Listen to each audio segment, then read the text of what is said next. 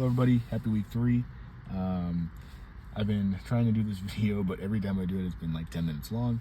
So here we go. First question we got here: what has been the most intriguing so far in this course? And I gotta say, it's about how the science. So I like to, how do I say this? Proof is in the pudding. I need to see it to believe it, you know? So as far as like how the scientific research, especially in psychology, separates like fact from opinion, I think that's super interesting. And the reason is because, I guess, it kind of reminds me of like physics, right? Like you can have an idea or a theory that keeps getting refined and refined and refined, or even discarded, and that will show you how thought or psychology has kind of changed over time, because somebody may say something beforehand or figure out something, and then 100 years later someone's like, well, this guy did it this way, but I found a way more efficient and way better way to do so, right? Or maybe he was wrong entirely. So I definitely think that is super cool, and how replication ends up evolving. So like we can replicate and do something over and over again until we find an anomaly with it. We're like, oh, that's really interesting, why do we do it that way? Or why is there an anomaly like that?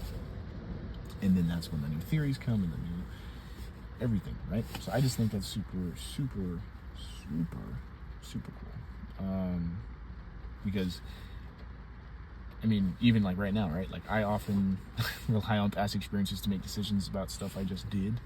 And I think that kind of ties in, right? Like with theories and trying to figure things out, is like you do something so many times, especially as humans, right? We're habit oriented. You do something so many times, and then one day it doesn't work, or something happens that's weird, and you're like, huh, that's weird. But do you stop doing it necessarily? No. You know, like just things like that.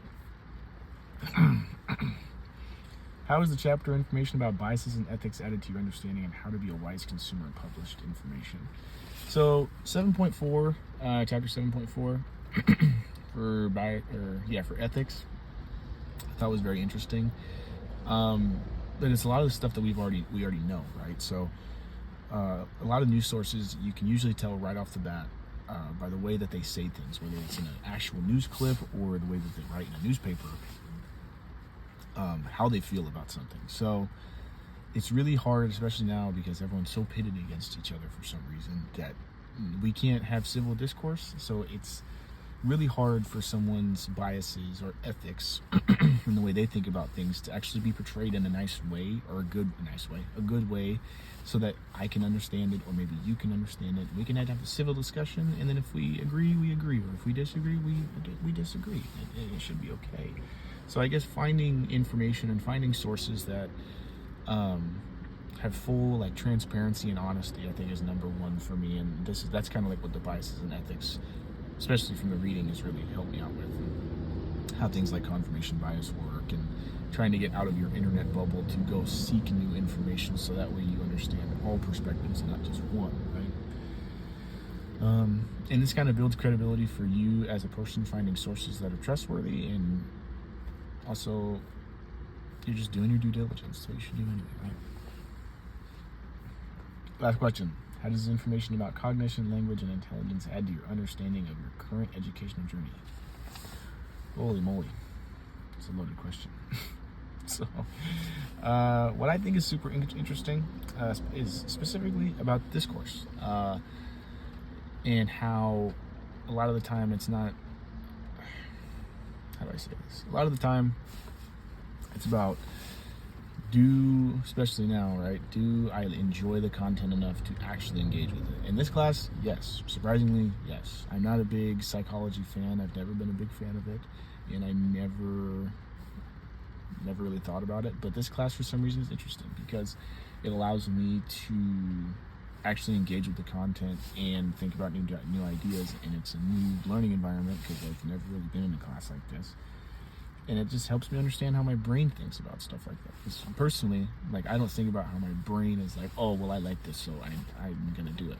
You know, I don't really think about that. But thinking about the reason why I'm doing it and why I feel that way, that is super interesting to me.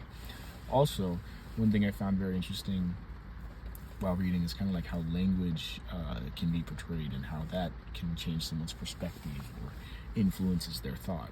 So how I think in my head, and then I say something to you or whoever, and then how that influences their thought and how their response. I just think that's super interesting. Like the really small details and things like that add up to big ones. I think that's super interesting. And one more thing I'll touch on is about emotional intelligence, and that's something I've been working on. It's something I still don't understand quite very well, but I think these chapters in this psychology class is actually helping me. So I'd say, how does this information about cognition, language, and intelligence add to my understanding? It just makes me a better person and allows me to understand the way that I think and other people's perspectives and how it's interesting.